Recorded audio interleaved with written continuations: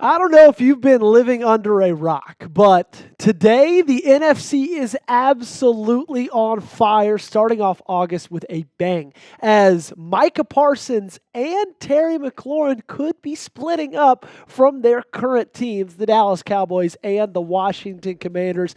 Not great news for Commanders and Cowboys fans, could turn into some pretty sweet news if you're a Green Bay Packers fan. So today, on the Packers Report, we are discussing two things.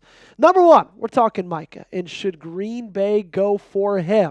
Should Green Bay try to bring the young, talented edge rusher to see if we can shore up that defensive line a little bit more? And then on the back half of the show, we're talking about how Scary Terry's trade request impacts the Packers in the 2025 season. Thanks so much for being here, everybody. My name is Joey Petersen. You're watching the Packers Report. If this is your first time, we do this thing every single day, so hit that subscribe button. Also, if you look at subs during training camp, we're currently sitting in third, but not terribly far behind Lions Talk or Bears Now. I need you guys to help me out, okay? We cannot be the third best team in the NFC North when it comes to subs added since training camp. If you have not yet, join us today by hitting that big red and free subscribe button. Alrighty, let's start this thing off with Micah Parsons. We all knew that the contract negotiations weren't going well for the Dallas Cowboys between Jerry Jones and Micah, but I don't think anybody really had any idea of how poorly they were going. Diana Rossini tweeted out this morning, breaking: the Micah Parsons Cowboys relationship has deteriorated to the point where the star pass rusher, nice pun there, is considering drastic measures, which could include a trade request or even a declaration that he is severing his relationship with the team. Per multiple league sources familiar with the situation, she goes on to say the two sides are far apart heading into the second week of training camp and are not currently negotiating. What a bombshell to start off your August right there, is that the Dallas Cowboys' best player, and maybe best player since Emmitt Smith, is not really wanting to be a part of the team anymore because of how poorly these contract negotiations have been going. And we just got to say, this is classic Cowboys and classic Jerry Jones. For us who have been able to watch the Dallas Cowboys and laugh at their repeated failures over the last 3 decades, this shouldn't come as any surprise, right? What they've done is they've alienated a generational pass rusher, a guy who's still young, who's so talented. He's got years of dominance ahead of him in this league, and he doesn't even want to play for the team anymore. Jerry had the chance to extend Micah last offseason, okay? Just like he had the chance for Dak Prescott to extend him 2 off seasons ago, or CeeDee Lamb to extend him 2 off seasons ago. But by waiting, a lot of deals have happened. Max Crosby's deal happened. Myles Garrett's deal happened. TJ Watt's deal happened. And so if this would have gotten done by Green Bay back in February, back in January, what would have happened? They would end up paying Micah Parsons like $35 million. Right now, because of the TJ Watt deal, getting $41 million a year, they're going to have to cough up at least that. This costs them $6 million a year. And when you think about the two teams, comparing and contrasting Green Bay from Dallas, this is the exact opposite, in my opinion, of the Packers' approach. Now, Green Bay isn't as aggressive as Philadelphia when it comes to signing their players early, but Brian Gutekunst has had the tendency to lock players he feels like are going to be assets to this franchise for years and years and years to come pretty early, and comparative, especially to what Dallas does. And what does that do? Right? When you think of Jordan Love, when you think of Zach Tom, a guy they just paid, right? When you think of getting those extensions done before things get heated, before negotiations stall, what that does is it allows you to get players at a 70% roughly of market value. And additionally, I think it improves team culture as well. It shows these guys, hey, look, we want you here. We need you here. We're going to give you your money early. So it's great for them because they feel wanted, they feel loved, and it's great for you because most times You're getting them for a cheaper price than you would if you waited 2-3 months, maybe even a year down the road. Rossini had a lot more with Micah. She said, among the key issues, Parsons negotiated directly with Cowboys owner Jerry Jones over multiple days in the spring, and the team believed it had a deal. Multiple league sources said. When Parsons' agent pushed back and attempted to negotiate further, the Cowboys declined to engage with him and told the pass rusher to honor the agreement he had made. Now, the team is refusing to engage with Parsons' agent at all, creating a tense standoff amid increasing friction.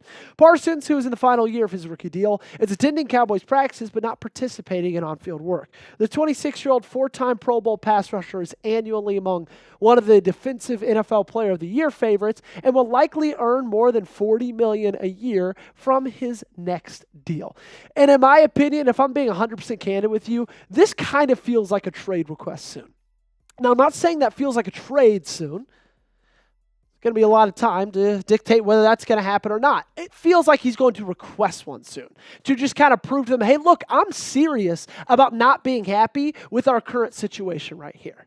And if that does happen, Brian Gutekunst at least pick up the phone. Give Jerry a call, right? At least try something. Because you look at Jerry Jones, great owner, one of the best owners in the history of sports. That's why the Dallas Cowboys are worth more than any other franchise in any other major sport. But he's a horrible GM, an absolutely horrible GM. And so I've got a feeling now that Jerry Jones is pushing 170 years old, if Brian Gutekunst gets him on the phone, could he swindle a very senile Jerry? I feel like it wouldn't be too hard, would it? To convince him to make this trade, to make this deal? I think Goody runs circles around Jerry when it comes to being a general manager. And this is the deal, if I'm Gutekunst, I would want to make. I mean, look at how productive that Micah Parsons has been since he's gotten in the league. This is unbelievable. 4 straight seasons of double-digit sacks. He missed 4 games last year. Still had 12 sacks, a forced fumble, 43 tackles. And when you look at the current state of this defensive line in Green Bay, Micah Parsons would be the best player, and it's not even close. There would be 2 separate tiers between the next closest guy and Rashawn Gary and where Micah Parsons is in his career and with his ceiling. I've said before, and I'll say it again, and I'm probably going to say it all season long, I don't believe that unit you just saw is a Super Bowl group. It doesn't feel like they're a Super Bowl group. You know who was a Super Bowl group? The one we literally just saw? It's Philadelphia. And look what they were able to do against Mahomes in the Super Bowl. The reason they won that, the reason they hoisted the Lombardi trophy is because they won in the trenches.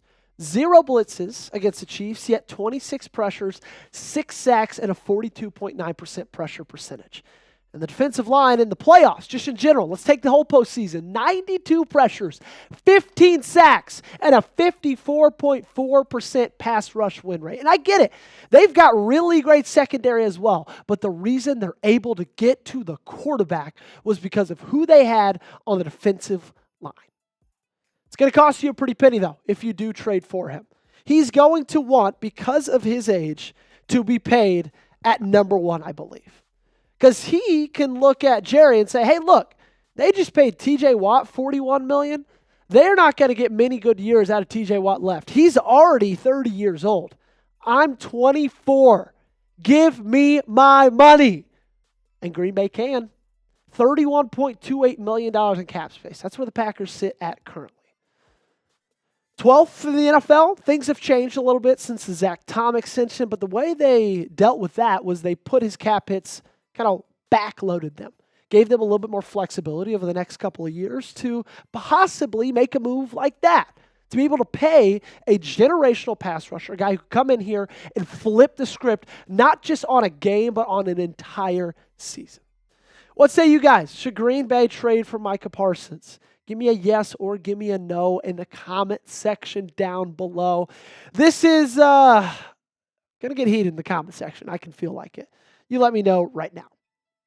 While you're down there, you're going to find this link, chatsports.com/Packers t-shirt. You can find this Packers Legend Icon shirt for just $19.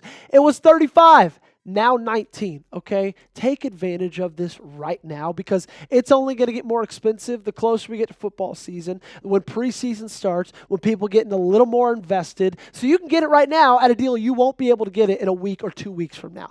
Chatsports.com/Packers t-shirt. I made it super easy for you. Put that link in the comments and the description of today's video. Up next, we talked Micah. Let's go to the other side of the NFC East, and let's talk about Scary Terry. Could he be wanting out of Washington just a couple months removed from them making the NFC Championship game? Jordan Schultz broke the news yesterday. Breaking! All-Pro wide receiver Terry McLaurin has requested a trade, multiple sources tell me. And when I look at the entirety of this offseason from Washington and what they've done to Terry McLaurin and how they've treated Terry McLaurin, it really feels like Adam Peters has been screwing this up big time.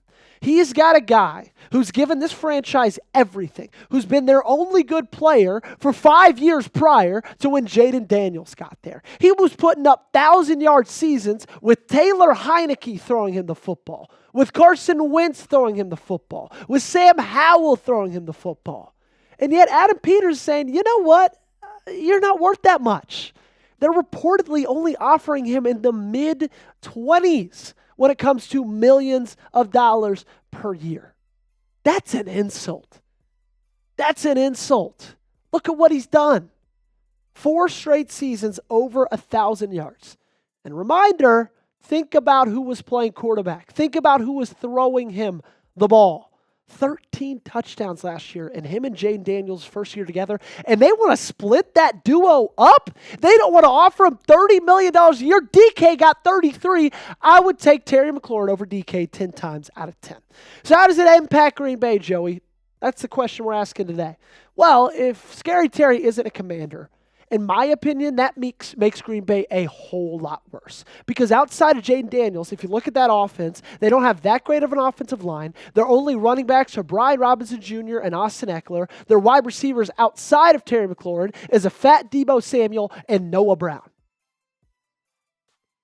That's not a competitive team. If you ask me, I don't care who's at quarterback. It could be prime Joe Montana. It could be Brett Favre. It could be Aaron Rodgers. It could be Bart Starr for all I care. They're not going to win games with that offense surrounding him, okay? Which is great because if you don't forget, they just made the NFC Championship game.